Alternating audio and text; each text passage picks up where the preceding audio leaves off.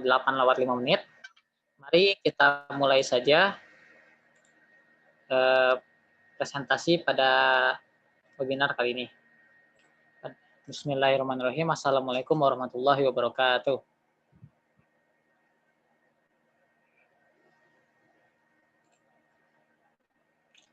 Jadi pada webinar kali ini akan dipresentasikan materi tentang batu baterai sebagai sumber energi masa depan.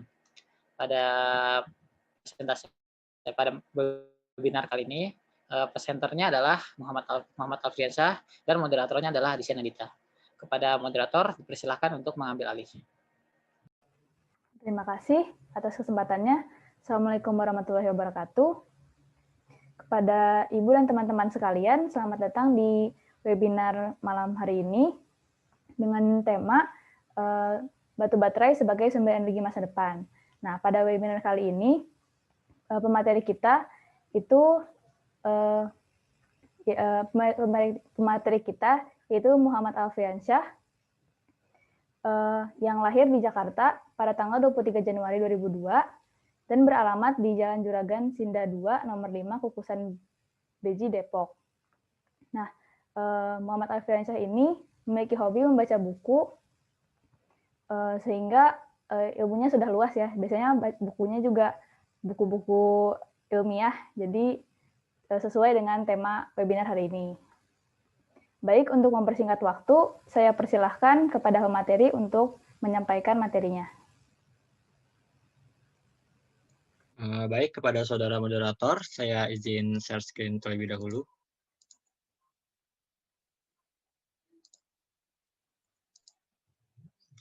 Baik, apakah screen saya telah terlihat?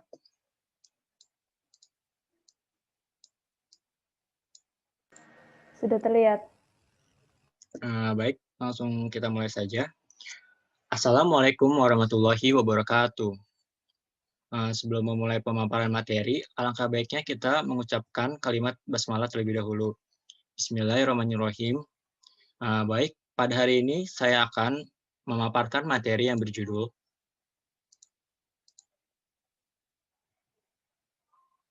mohon maaf.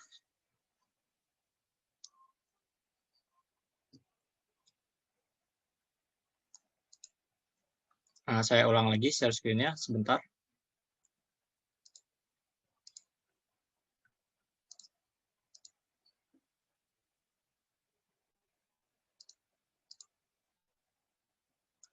Baik, langsung kita mulai saja. Baik, pada hari ini saya akan membawakan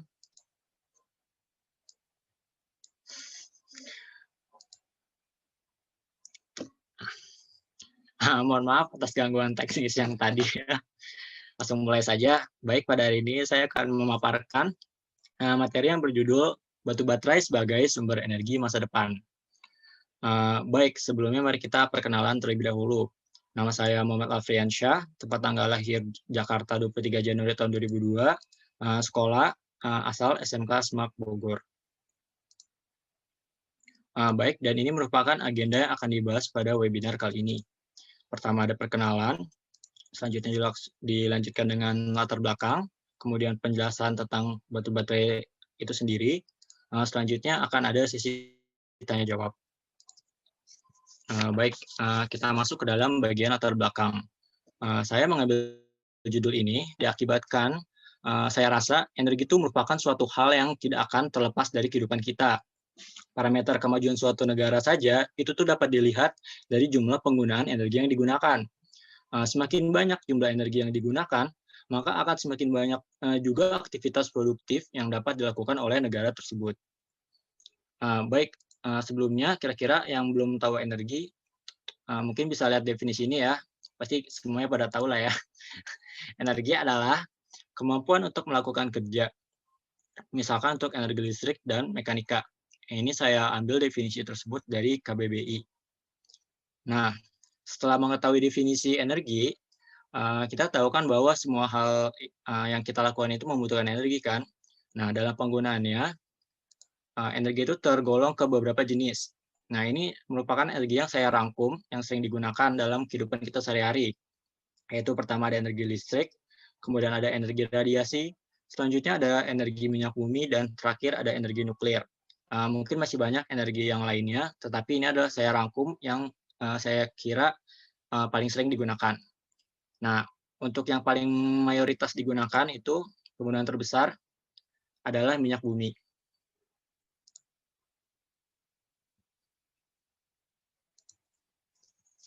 Nah, kira-kira kenapa sih minyak bumi itu tuh penggunaannya gede banget gitu? Nah, bahan bakar minyak bumi itu disebabkan penggunaan yang masif itu karena pada sektor transportasi kita masih memerlukan bahan bakar minyak bumi, yang dimana 90% dari minyak bumi yang dipakai per tahunnya itu digunakan untuk transportasi. Tetapi kan kita tahu sendiri kan bahwa minyak bumi itu tuh memiliki banyak kekurangan, diantaranya pencemaran dan masalah-masalah lainnya. Sehingga kita perlu mencari alternatif sumber daya energi yang lebih baik. Nah, berikut ini adalah faktor yang mengapa kita harus mencari sumber daya energi yang lebih baik. Pertama itu ada kian lama cadangan minyak bumi kian menipis. Kita semua mengetahui bahwa minyak merupakan sumber daya alam yang tak terbaharui, karena recovery-nya itu sangat lambat ya, sehingga menyebabkan karena penggunaannya terus meningkat, cadangan minyak bumi yang terkandung di dalam bumi itu akan semakin menipis. Selanjutnya, faktor yang kedua adalah bahan bakar nuklir yang berbahaya bagi kehidupan. Energi nuklir sebenarnya merupakan energi yang menjanjikan, di mana dapat menghasilkan energi yang sangat besar. Nah, tetapi di samping keuntungan dari energi nuklir itu memiliki potensi bahaya yang sangat berbahaya bagi diri kita. Contohnya itu adalah reaksi nuklir itu biasanya menghasilkan isotop SR20, yang dimana apabila tersebar ke alam dan tidak sengaja dikonsumsi oleh makhluk hidup, itu dapat berbahaya sekali. Mengapa sih isotop SR20 itu sangat berbahaya? Karena kalau kita lihat sendiri pada SUB, SR20 itu terdapat di golongan yang sama, yaitu alkali tanah. Dan itu tuh berada di bawah satu periode dari si kalsium. Nah, sehingga dia tuh memiliki sifat yang sangat mirip dengan kalsium. Sehingga tubuh kita tuh terkadang suka salah gitu dalam mengidentifikasi antara unsur kalsium dengan unsur strontium. Dan yang bahayanya itu adalah bahwa si SR20 itu oleh tubuh terkadang suka dijadikan sebagai komponen penyusun tulang. Apabila dijadikan komponen penyusun tulang, SR20 akan terus memancarkan gelombang-gelombang yang berbahaya bagi tubuh dan terus-menerus sampai unsurnya stabil di dalam tubuh kita. Maaf, kepencet. Baik, selanjutnya faktor yang ketiga adalah minyak bumi menjadi sumber mayoritas penyebab peperangan.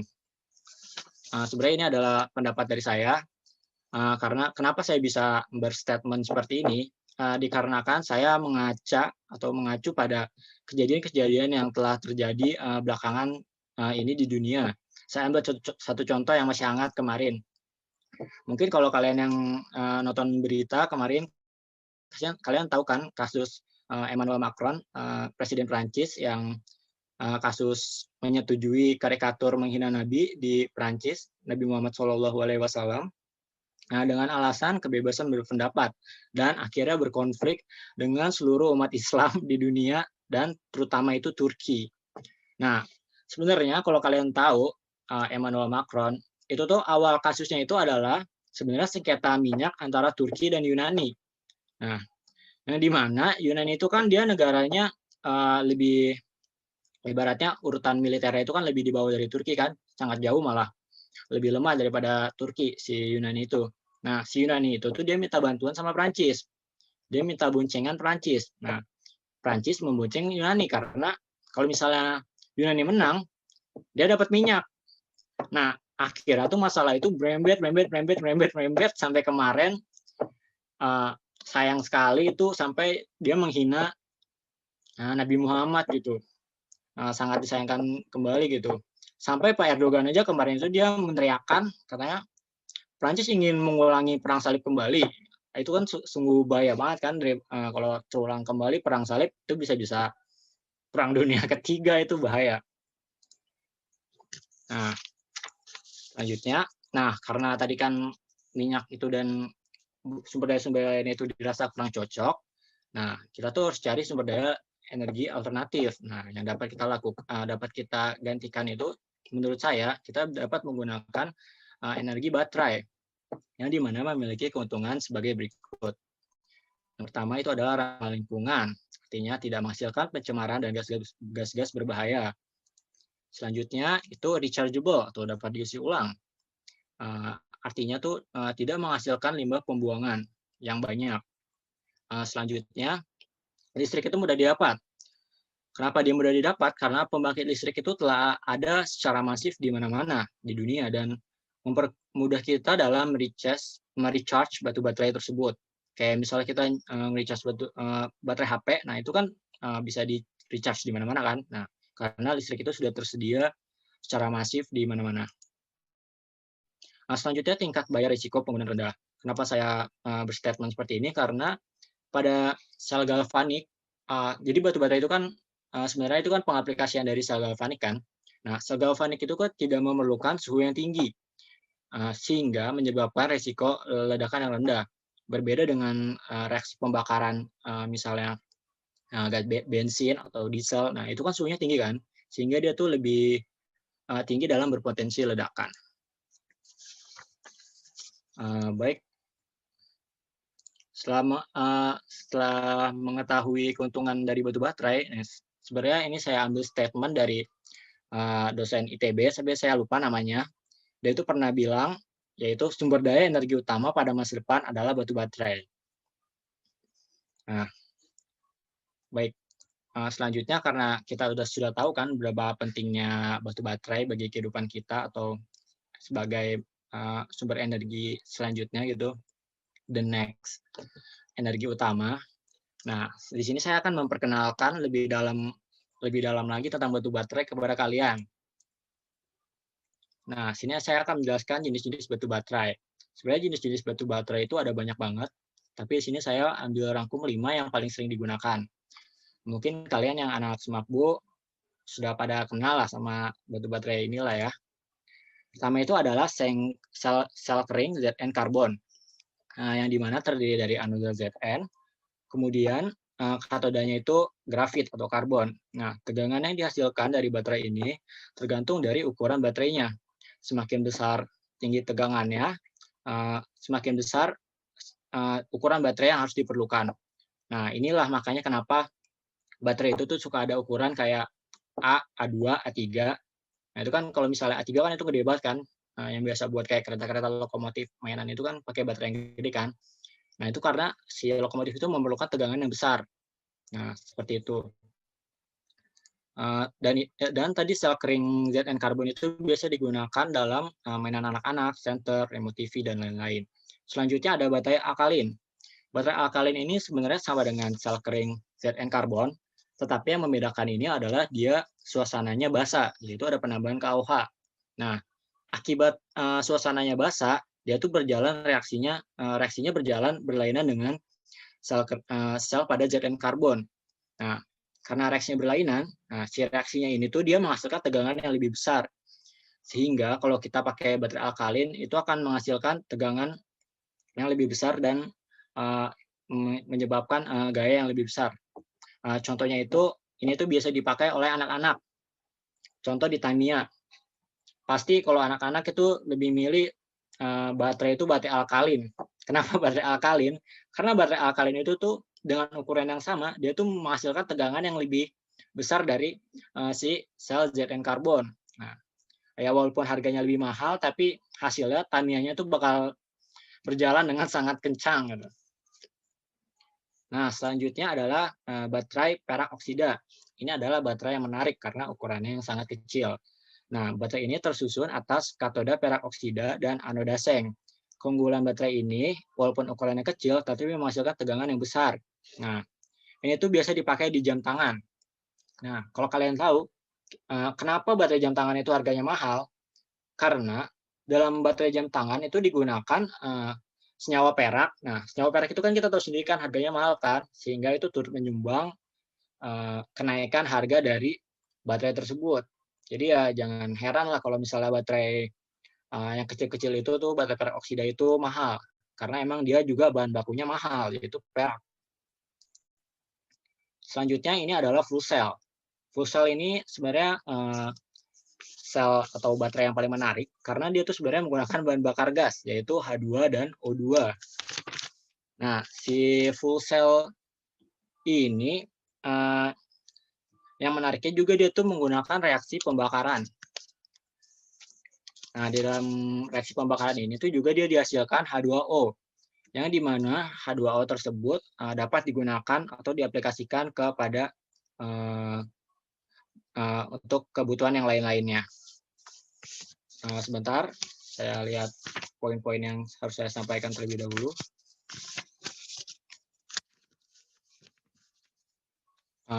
Baik. Nah, saya berharap sebenarnya seharusnya fuel cell ini itu bisa digunakan dalam kendaraan sehari-hari. Karena tuh dia bahan bakarnya cuma pakai gas H2 dan O2. Gas H2 dan O2 itu kan nggak kayak minyak bumi kan. Gas H2 dan O2 itu tuh bisa didapatkan gampang banget. Hidrolisis, ibarat air galon aja di hidrolisis tuh dia bisa menghasilkan H2 dan O2 dengan modal misalnya kita pakai isi pensil, itu kan basically grafit kan, terus dihubungkan dengan kawat, terus dihubungkan dengan baterai, ibaratnya terus dicelupin, itu H2 dan O2 udah jadi. Bahkan mungkin kalau kalian lebih kreatif, kalian bisa pakai embel-embel, misalnya sintesis H2 dan O2 dengan menggunakan air limbah. Tapi kan basically itu sebenarnya hidrolisis air kan, nah itu bisa juga. Nah, sedangkan kalau misalnya minyak bumi itu kan dia kan terbatas. Karena terbatas, itu sebaiknya penggunaannya itu dikurangi gitu. Nah, kalau misalnya menggunakan fuel cell ini, karena bahan bakarnya air, kita tahu juga sendiri air. Bumi itu 97% itu adalah air, yang dimana itu adalah air laut. Sisa 22%-nya itu merupakan gunung es. Nah, dari air laut tersendiri tersebut juga bisa dipakai buat sintesis H2 dan O2. Bahkan O2 bisa dari penyulingan udara cair. Jadi itu dia sebenarnya bisa didapat dari mana-mana gitu. Dengan air laut aja yang banyak banget ibaratnya dan itu sebenarnya mubazir, itu tuh bisa langsung dihidrolisis. Itu langsung dapat H2 dan Cl2. Kenapa Cl2? Karena kan dia kandungan NaCl tinggi kan. Pasti si Cl-nya dulu dia yang akan teroksidasi. Tapi itu juga bisa diakalin. Diakalin dengan cara reverse osmosis. Reverse osmosis kita dapat air murni. Air murni kita hidrolisis. Kita juga dapat H2 dan O2. Dan yang menarik dari fuel cell ini adalah, kalau kalian tahu roket itu kan bahan bakarnya H2 dan O2 kan. Nah, dia itu juga terdapat fuel cell di dalamnya. Karena hasil dari ini adalah air, nah itu tuh biasanya diminum oleh si astronot-astronotnya. Seperti itu. Selanjutnya yang terakhir, yang menurut saya ini sangat menarik bagi kita dan bagi warga negara Indonesia, menurut saya, ini adalah baterai nikat atau nikel kadmium. Jadi itu ini adalah baterai yang umum digunakan sekarang. Baterai ini tuh tersusun atas katoda nikel dan anoda kadmium. Baterai ini tuh digunakan secara masif pada alat elektronik dan industri pada saat ini. Nah, yang membuat dia jadi unik juga itu dia itu bisa dirangkai dan bisa di-recharge. Sebenarnya baterai yang lain juga bisa di-recharge, kayak misalnya sel kering ZN karbon. Cuman kalau di-recharge sel kering ZN karbon, dia itu terkadang tegangannya itu suka kurang gitu. Jadi tuh misalnya setelah berkali-kali pemakaian atau recharge-an itu, dia akan berkurang tegangannya. Sedangkan kalau nikel kadmium dia enggak.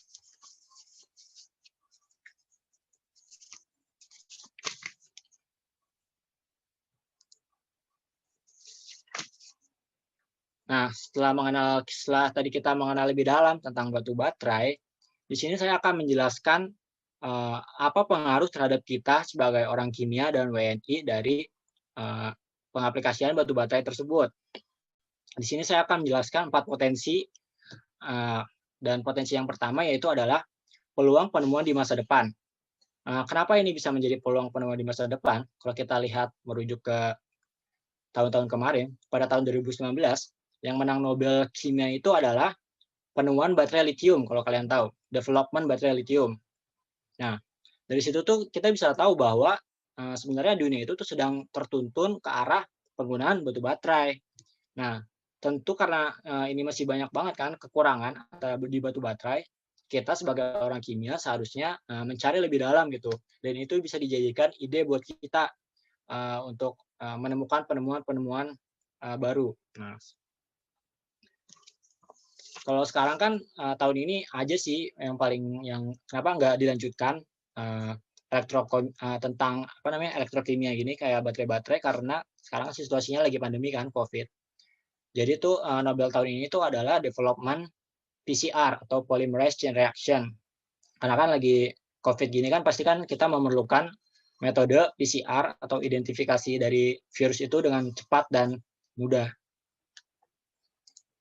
Selanjutnya adalah peluang yang kedua itu adalah tambang nikel yang melimpah.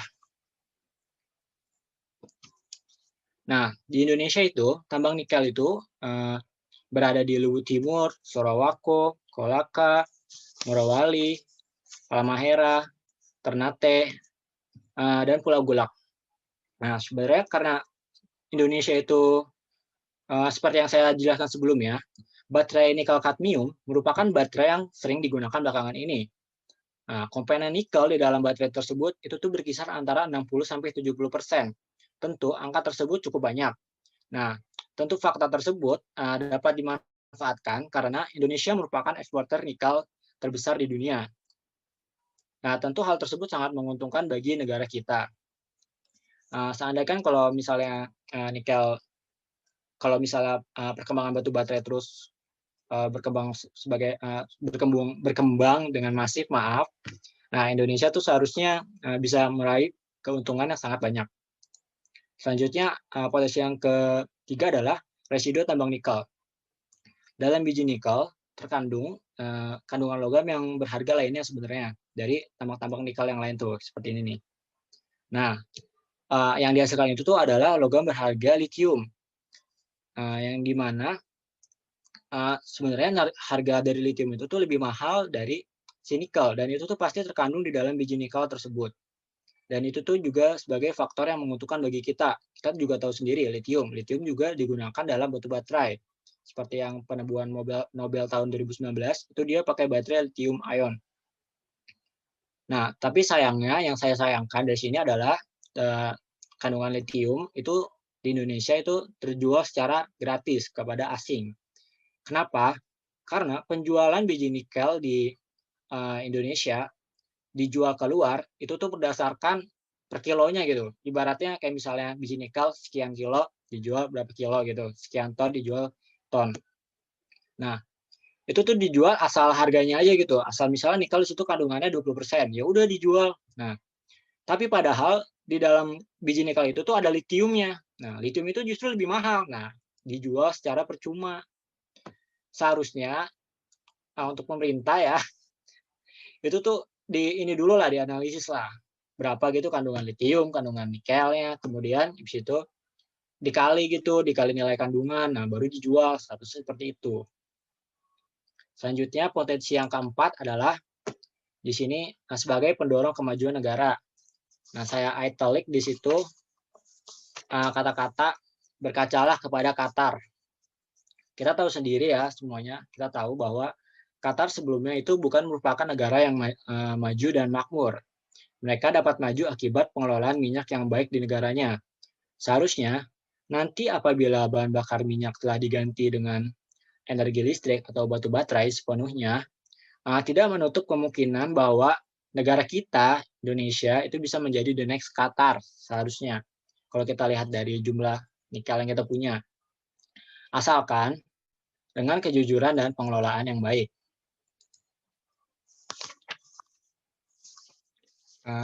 Baiklah, di sini saya akan sampaikan kata-kata dari saya, kata-kata dari lubuk hati terdalam, yaitu faktor penentu terbesar kemajuan suatu negara bukanlah jumlah sumber daya alam dan kalum intelektual yang dimiliki, melainkan kejujuran. Terima kasih. Sekian dari presentasi saya kembalikan ke moderator.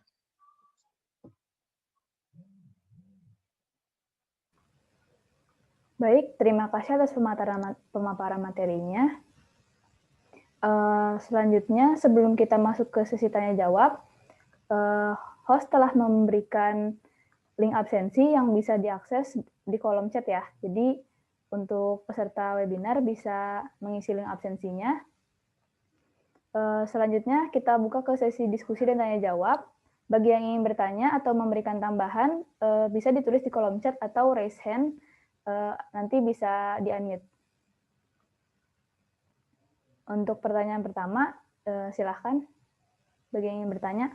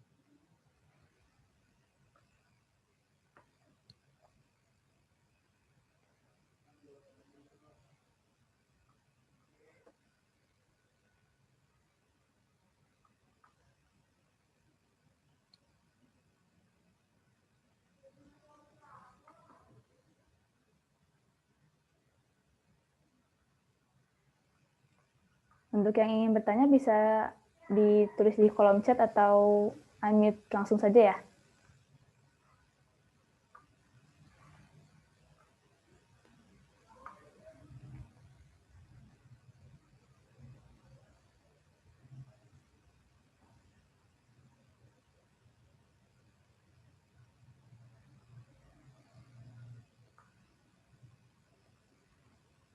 Baik, kita ada pertanyaan dari Rafiud Darojat.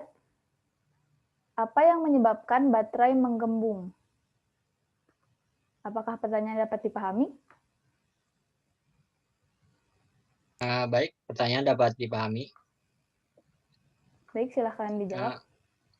Baik, sebelumnya saya izin stop share terlebih dahulu ya. Baik, di sini saya akan menjawab pertanyaan dari Rafiud. Pertanyaannya adalah, kira-kira apa sih penyebab faktor si baterai itu menggembung? Nah, sini saya akan coba jawab ya. Jadi kan kita tahu sendiri kan bahwa baterai itu adalah aplikasi dari sel galvanik, yaitu merubah dari reaksi kimia, terus mengubah menjadi ke energi listrik. Nah, faktor dari baterai menggembung itu tuh biasanya terjadi pada baterai-baterai yang rechargeable, yaitu baterai-baterai kayak nikel kadmium dan lain-lain. Kira-kira kenapa sih baterai itu bisa menggembung? Nah, kita tahu sendiri kan bahwa reaksi di sel galvanik merupakan reaksi kesetimbangan kan. Jadi misalnya awal nih, ada kandungan baterai banyak listriknya. Itu kan reaksinya belum berlangsung kan ibaratnya. Selanjutnya dipakai misalnya nih buat HP, buat segala macam. Nah, reaksinya terus berjalan kan. Reaksi yang terus berjalan.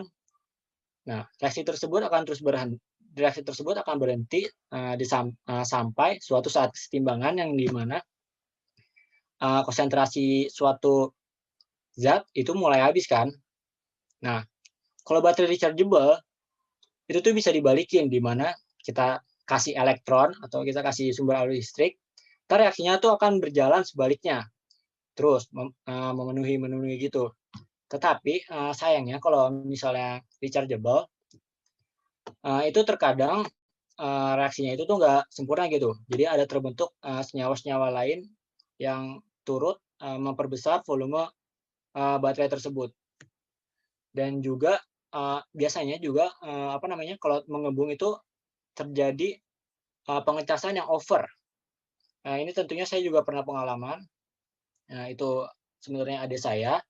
Jadi itu dia mengecas baterai dengan alat pengecasnya, tetapi dicasnya tuh semalaman gitu. Dan tahu-tahu malah sampai baterai itu meledak. Nah, tentu kalau misalnya kita charge melebihi dari kapasitasnya, itu bisa reaksinya terus berjalan, dan bahkan tuh bisa membentuk kesetimbangan baru gitu, suatu senyawa yang baru dan mungkin volumenya bisa membesarkan dari volume baterai tersebut. Terima kasih. Baik, kepada Rafiud, apakah jawabannya dapat diterima?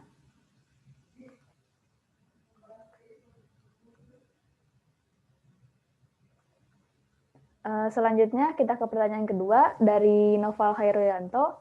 Pertanyaannya itu, menurut saudara presenter, mengapa perkembangan kendaraan listrik di Indonesia sangat lambat? Baik, saya akan ulangi dulu pertanyaannya. Mengapa perkembangan kendaraan listrik di Indonesia sangat lambat? Sebenarnya faktor utama, sebentar dulu. Sebenarnya yang kendaraan lambat ini, perkembangan kendaraan listrik yang lambat ini sebenarnya terjadi di seluruh dunia ya menurut saya, bukan di Indonesia saja. Kenapa? Kalau menurut saya, karena kan cadangan minyak itu kan masih banyak kan di dunia kan, dan kalian tahu sendiri pada elit-elit yang punya minyak, yang punya tambang minyak segala macam, itu kan pasti dia menghabiskan dulu minyak yang ada kan, baru dia kalau udah habis dia bakal pindah ke sumber energi yang baru. Kalau misalnya udah ditemukan baterai, kalau kita lihat sendiri, baterai itu tuh kendaraan batu baterai itu keuntungannya lebih besar sebenarnya daripada minyak bumi kan. Nanti dia bisa kalah saing. Kalau misalnya dia kalah saing, tentu dia akan mengalami kerugian kan. Sehingga kalau saya rasa, berdasarkan juga saya sering baca-baca, emang kenapa perkembangannya lambat itu karena emang sebenarnya sengaja diperlambat oleh elit-elit yang berada di atas tersebut. Seperti itu. Terima kasih. Baik, apakah jawabannya dapat diterima?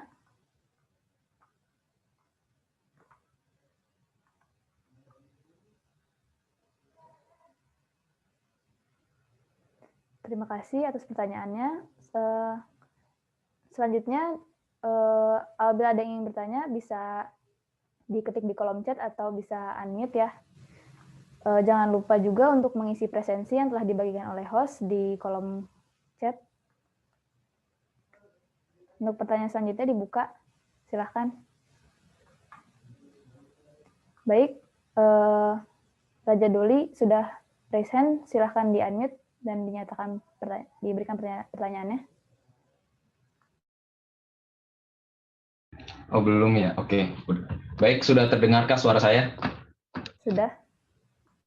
Oke, baik. Jadi saya ingin bertanya kepada Saudara Alfriansyah. Jadi menurut Saudara Alfriansyah, bagaimanakah transisi berakhirnya bahan bakar minyak bumi ke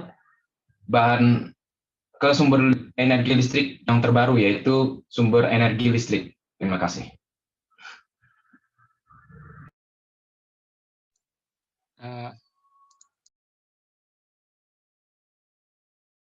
Baiklah, akan saya mulai menjawab. Pertanyaannya saya ulang. Pertanyaannya adalah kira-kira nih kapan sih transisi antara mobil listrik dengan mobil minyak bumi sekarang itu akan berlangsung? Seperti itu pertanyaannya?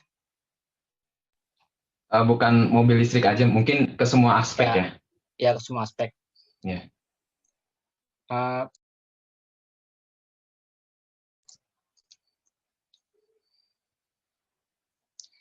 Faktor utama kenapa masih banyak penggunaan minyak itu kan karena kan setelah saya sebutkan yang seperti yang di awal kan, karena banyak elit-elit global yang memiliki minyak, dan kalau misalnya diganti dengan listrik sekarang itu kan langsung itu tuh bisa menyebabkan kerugian dia kan. Dan sebenarnya juga saya sering baca itu tuh sebenarnya udah ada gitu pengembangan kayak ilmuwan-ilmuwan yang menemukan kayak teknologi listrik yang udah berarti development-nya tuh udah mulai sempurna gitu. Tetapi tuh kadang-kadang suka hilang gitu. Jadi itu ya sebenarnya pengaruh dari global.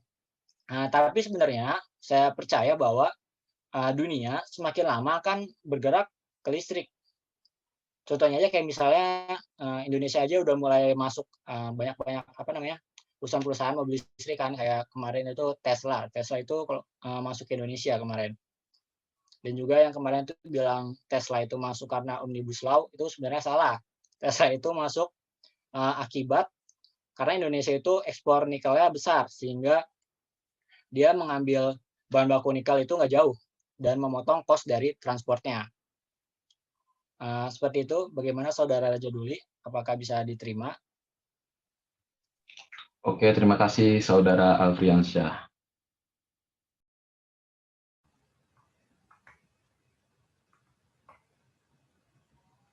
Baik, pertanyaan selanjutnya. Apakah ada yang ingin bertanya? Silakan, waktunya masih ada ya.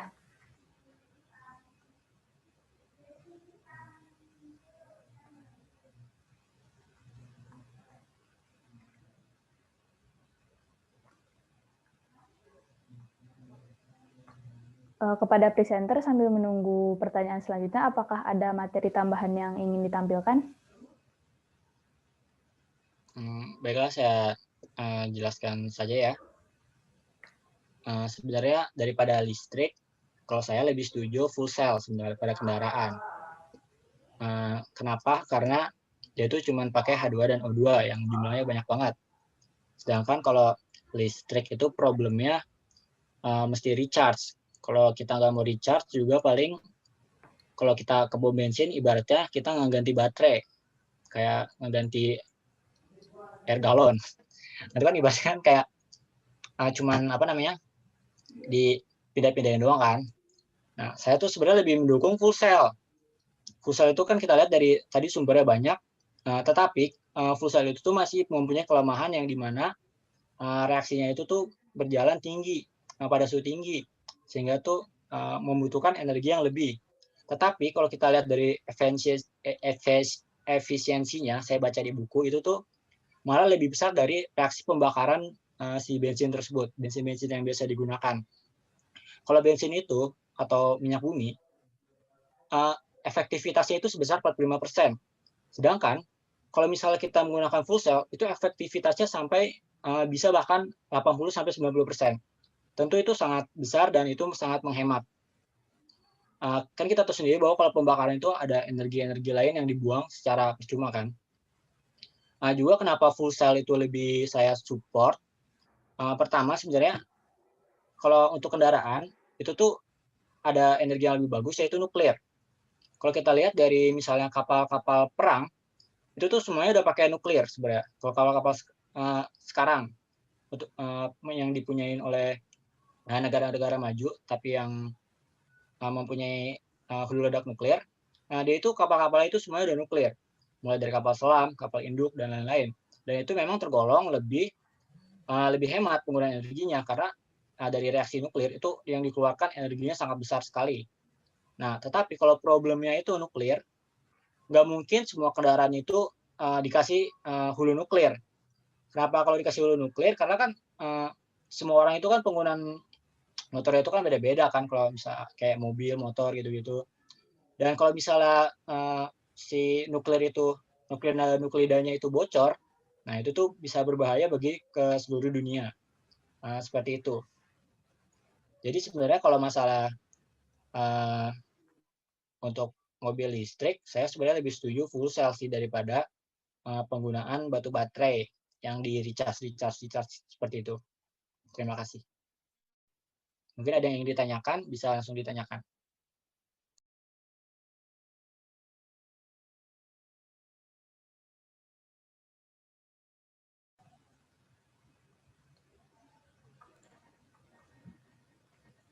Baik, apabila ada yang ingin bertanya atau bertanya kembali, bisa ditulis di kolom chat atau unmute ya. Terima kasih.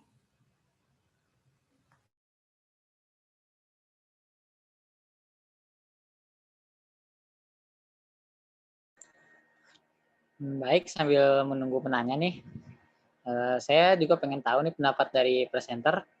Tadi kan ngomongin Tesla ya, saya jadi keinget tentang Elon Musk yang ngomongin bahwa bisa ngasih suplai listrik ke seluruh Cina dengan menggunakan solar cell, panel listrik surya.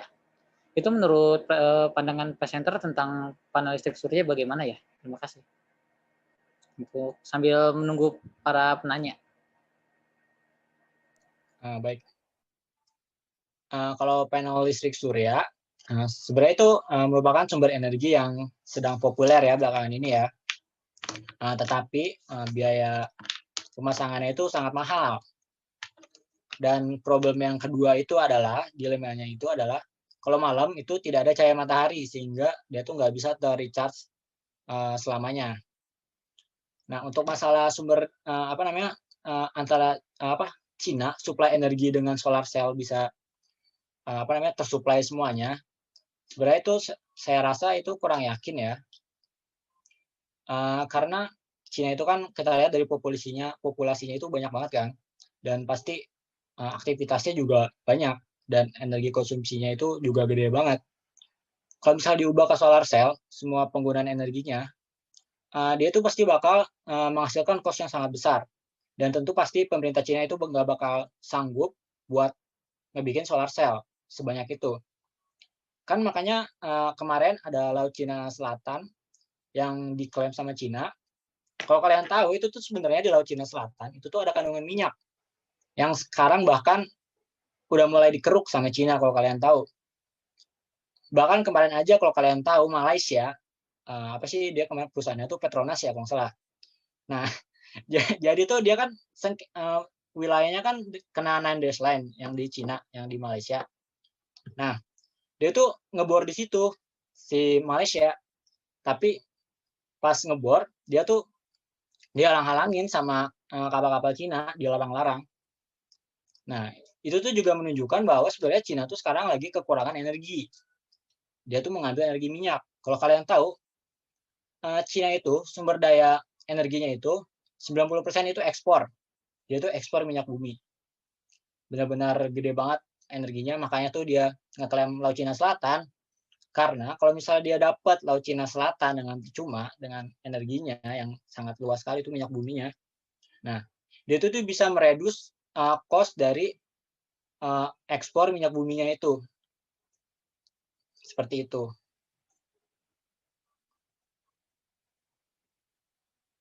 Jadi kalau pertanyaan tadi apakah solar cell bisa? Mungkin bisa, tetapi mungkin cost-nya itu bakal gede banget. Oh ya maaf, tadi kalau misalnya saya salah sebut, 90% minyak di Cina itu, sumber daya energinya itu adalah impor dari negara luar, bukan ekspor. Terima kasih. Baik, terima kasih atas jawaban dan materinya. Apabila ada yang ingin bertanya, kita masih ada waktu sedikit lagi ya untuk pertanyaan selanjutnya. Bisa diketik di kolom chat atau unmute. Jangan lupa untuk kepada para peserta untuk mengisi link absensi yang sudah dibagikan di kolom chat ya. Terima kasih.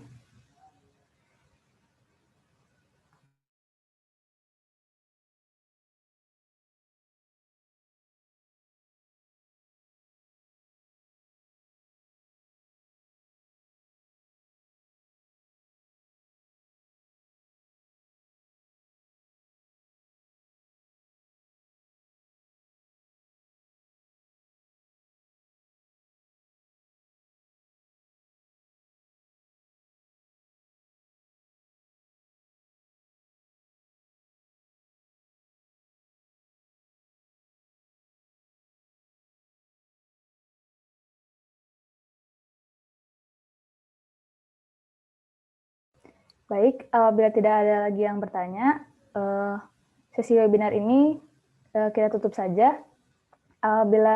Apakah presenter ingin menyampaikan kesimpulannya? Baiklah, saya akan memaparkan kesimpulan. Nah, tapi sebelumnya saya izin share screen ya. Baiklah, kesimpulan yang kita dapatkan dari pertemuan webinar kali ini adalah sumber daya utama yang akan digunakan pada masa depan adalah sumber daya batu baterai. atau aplikasi dari sel galvanik.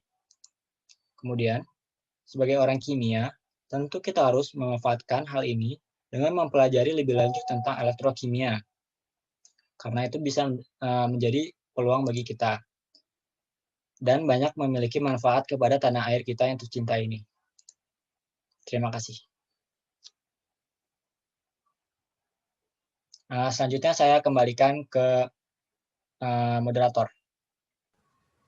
Baik, terima kasih atas pemaparan materinya dan juga terima kasih atas partisipasi serta pertanyaan-pertanyaan dari peserta webinar.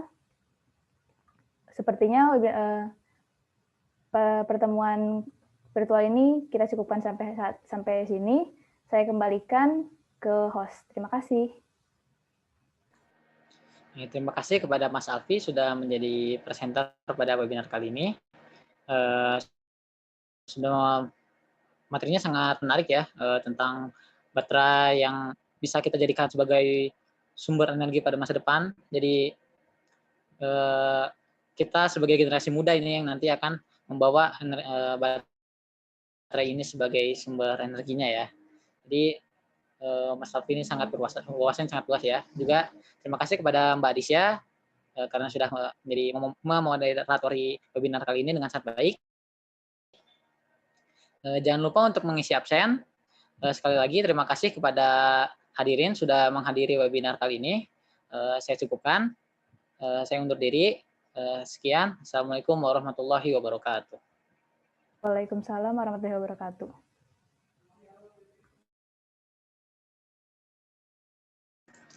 Izin saya end ya. Dadah, semangat guys.